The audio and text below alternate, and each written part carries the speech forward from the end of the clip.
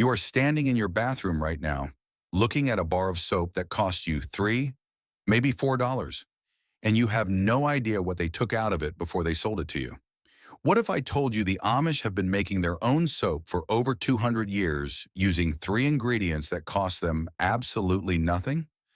And what if the reason you have never heard this formula is not because it is complicated, but because a $100 billion industry needs you to never learn it?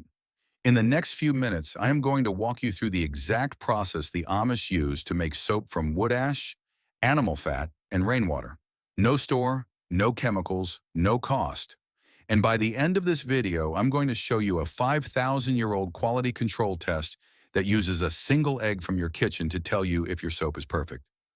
I found it buried in colonial homestead records from 1799, and I have never seen it mentioned in a single modern soap-making guide.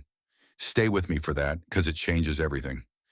Let me take you back to the first time I watched an Amish woman make soap. I was visiting a family in Holmes County, Ohio, about 12 years ago. She had a cast iron pot on a wood fire outside. She had a bucket of white ash from her fireplace. She had a jar of bacon grease saved from months of cooking breakfast for her family, and she had a jug of rainwater collected from the roof of her barn. That was it. 4 things, 3 of them free, one of them literally garbage you throw away every single week. She made enough soap in one afternoon to last her family an entire year. I watched her do it. No gloves, no goggles, no special equipment, just a wooden spoon, a pot, and knowledge that had been passed down in her community for generations. I stood there thinking about the $12 I had spent the week before on a 4-pack of soap at the grocery store. Soap that, as I would learn later, had been deliberately stripped of its most valuable ingredient before it ever reached the shelf. Here is what nobody tells you about commercial soap. When you make soap the natural way, the chemical reaction between fat and lye produces 2 things. The first is soap, the second is glycerin. Glycerin is a natural humectant. It pulls moisture from the air and holds it against your skin. It is the reason your grandmother's homemade soap left your skin feeling soft without needing lotion afterward. Now here is where the story turns. The major soap manufacturers discovered decades ago that they could extract that glycerin during production. Why would they do that? 2 reasons. First, removing the glycerin lets them store the soap on warehouse shelves for years without it going bad. Second, and this is the part that should make you angry, they sell that same glycerin back to you in a separate bottle labeled Premium Moisturizing Lotion for $15. Think about that for a moment. They take the best ingredient out of your soap so they can sell it to you twice. The Amish never remove the glycerin. Their soap cleans and moisturizes in one step. It always has. The industry just figured out how to turn one product into 2 revenue streams. This is not some fringe conspiracy. This is the documented business model of the largest consumer goods company on earth. Procter & Gamble was founded in Cincinnati, Ohio in 1837. William Procter made candles. James Gamble made soap. They married 2 sisters, and their father-in-law, a man named Alexander Norris, pointed out that both industries use the exact same raw materials: wood ash, lye, and animal fat.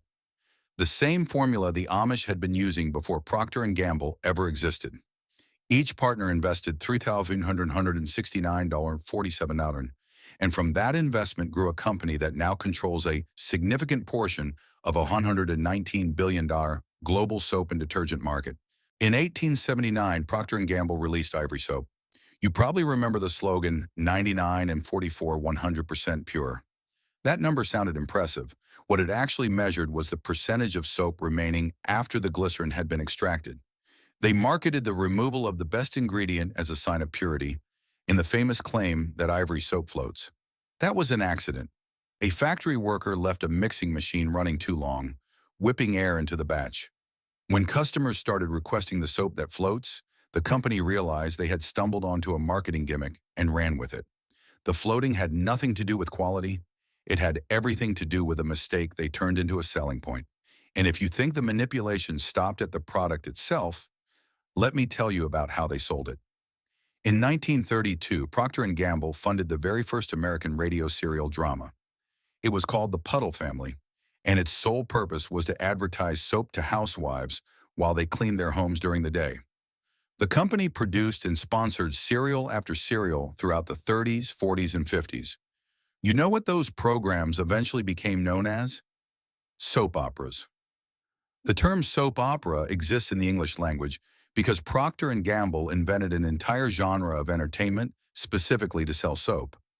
If you were in your 60s or older, you grew up watching soap operas.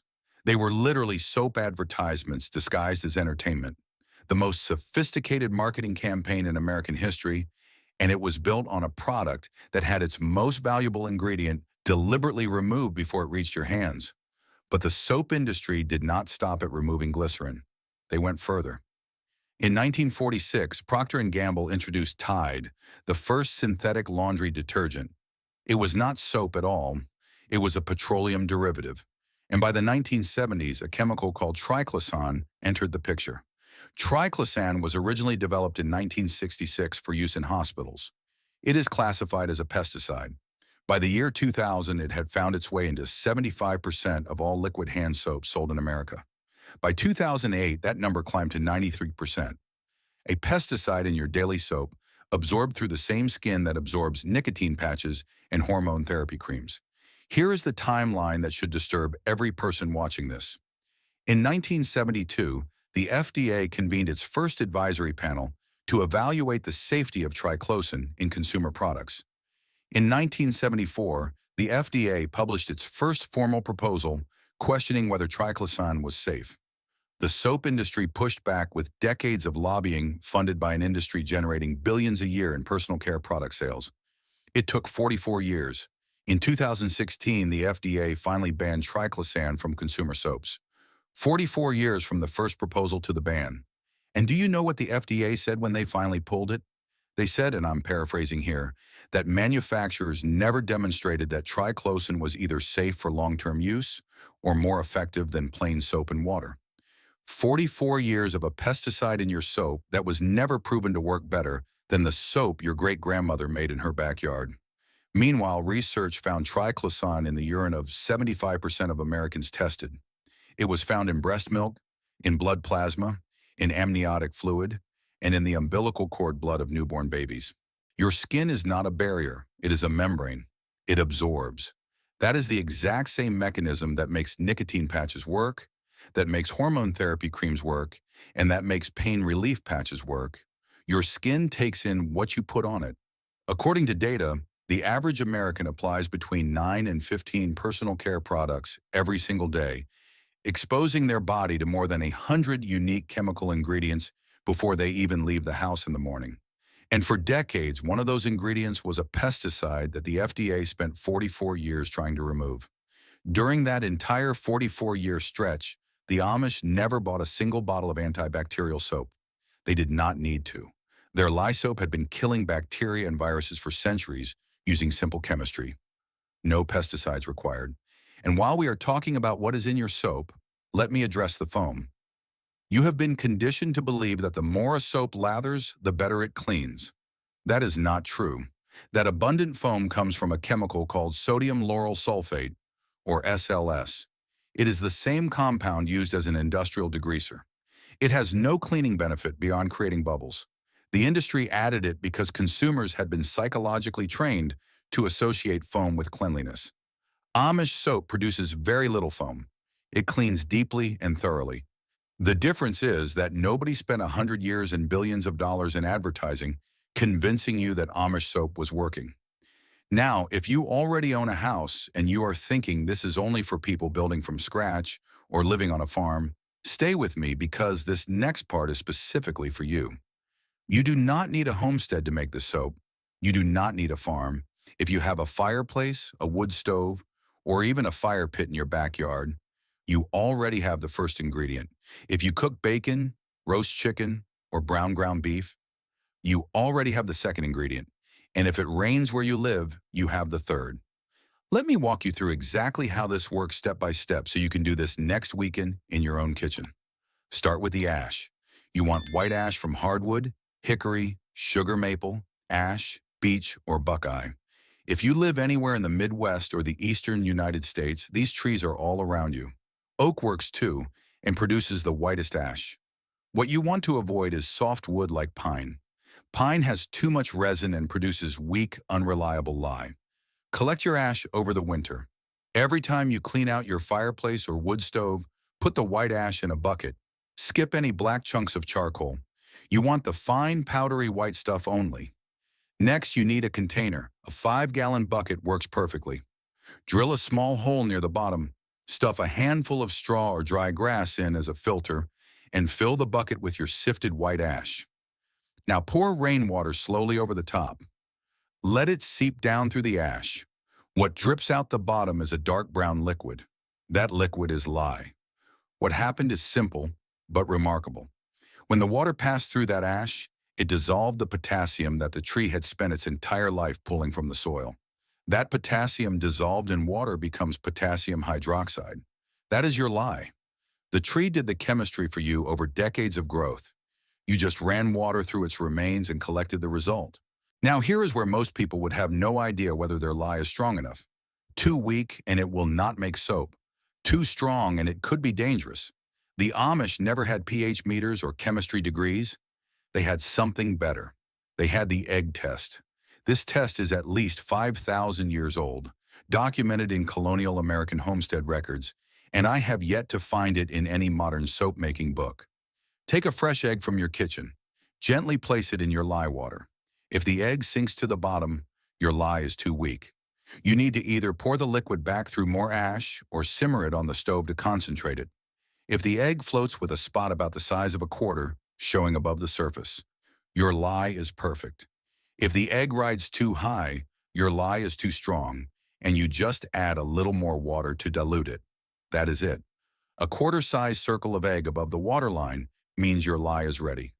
The colonists in the 1700s used this exact test. The Amish still use it today. It is arguably the oldest documented quality control method in the history of American manufacturing, and you can do it with an egg from your refrigerator. There was actually an even older test before the egg method. In the 17th century, soap makers would dip a chicken feather into the lye. If the feather dissolved, the lye was strong enough. If it did not, they ran the water through more ash. Effective, but a little less practical than the egg. Once your lye passes the egg test, the actual soap-making process is straightforward. You need a ratio of about 3 parts rendered animal fat to 1 part lye by volume. So 2 cups of melted fat and 2/3 of a cup of lye. One critical safety rule here: always pour the lye into the fat. Never pour fat into the lye. That matters. Get a heavy pot, something cast iron or stainless steel, and set it on low heat. Melt your fat first, then slowly pour the lye in while stirring constantly. And I do mean constantly. This is not a step where you walk away and check your phone. One thing I need to mention here: never under any circumstances use an aluminum pot. Lye reacts with aluminum. It will dissolve the pot and produce hydrogen gas. Cast iron, stainless steel, or enamel-coated pots only. As you stir and heat, the mixture goes through visible stages. First it looks waxy, then it turns grainy. Eventually it reaches a stage that looks like smooth mashed potatoes, glossy and thick. That is when you are getting close. And here is another old test the Amish still use. They call it the zap test. You touch the tip of your tongue, just barely, to a tiny dab of the soap. If you feel a slight electric tingle, like touching the tip of your tongue to a weak battery, the saponification is not complete. There is still free lye in the mixture. Keep stirring and heating. When that tingle disappears completely, the soap is done. All the lye has been consumed by the chemical reaction. The soap is safe and ready. At this point, you have a decision. If you stop here and let it cool, you have soft soap. It goes in a jar. It has the consistency of a thick paste. This is what the Amish traditionally use for laundry, dishwashing, and general household cleaning. It works beautifully. One jar can last months. But if you want bars like you're used to, here's the trick. In the last 30 minutes of cooking, add 2 tablespoons of regular table salt and stir it in. The salt hardens the soap. Pour it into any mold: an old baking pan, a shoebox lined with wax paper, a silicone muffin tray. Let it cure for 2 to 4 weeks. You will have hard bars of real soap with all the glycerin still inside. I want to put some numbers on this so you understand what is actually at stake. The global soap market alone is valued at over $38 billion.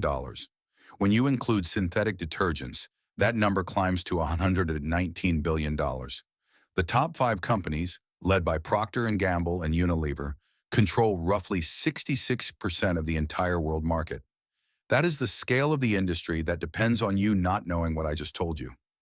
The average American spends somewhere around $200 a year on personal hygiene products. Soap alone runs about $50 a year for most families. If you make your own soap from wood ash and cooking fat, your cost is zero. Over 25 years, that is somewhere between $200 and $2,000 saved on soap alone. And every bar of that soap will be better for your skin than anything you can buy at the store because it still contains the glycerin that commercial manufacturers extract and resell.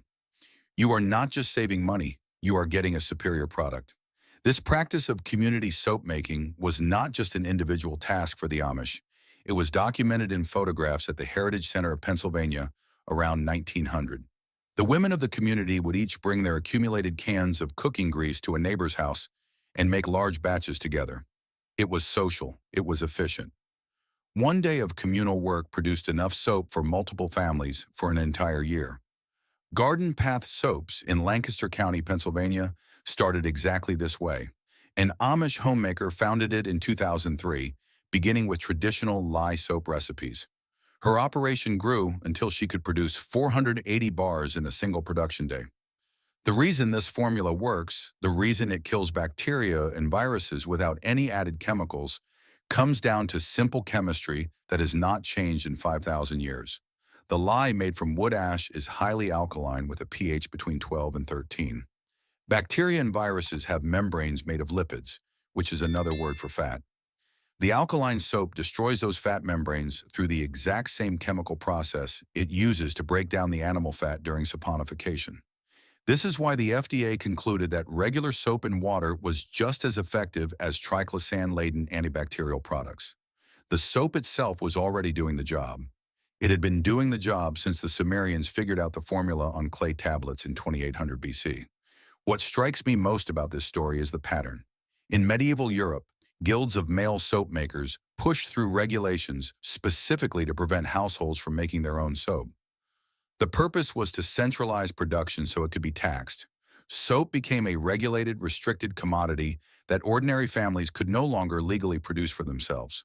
The guilds had a monopoly, and they defended it through law. Centuries later, American colonists started making soap at home specifically to avoid the high English taxes on commercial soap. It was an act of economic independence. It was resistance. The Pennsylvania Dutch communities were among the most dedicated home soap makers in the colonies. They even developed superstitions around it, like stirring with a sassafras stick in only one direction. The Amish eventually dropped the superstitions, but they never dropped the practice. And here we are again with corporations using psychological regulation. They convinced you that soap requires a factory, a brand, and chemicals you cannot pronounce. They made you forget that your great-grandmother made soap that was better than theirs using garbage from her kitchen. The pattern is 600 years old. Only the method of control has changed. The knowledge you just learned is older than Rome, older than Egypt, and older than writing itself. It survived the fall of empires and 150 years of corporate marketing designed to erase it from your memory. It cost you nothing but an afternoon. If this story changed the way you look at the simple items in your home, please subscribe and like the channel. We are digging up the history they tried to bury. It is time to reclaim our independence and plant the seeds of the future. Our next investigation into the treasures they've hidden will be opening soon.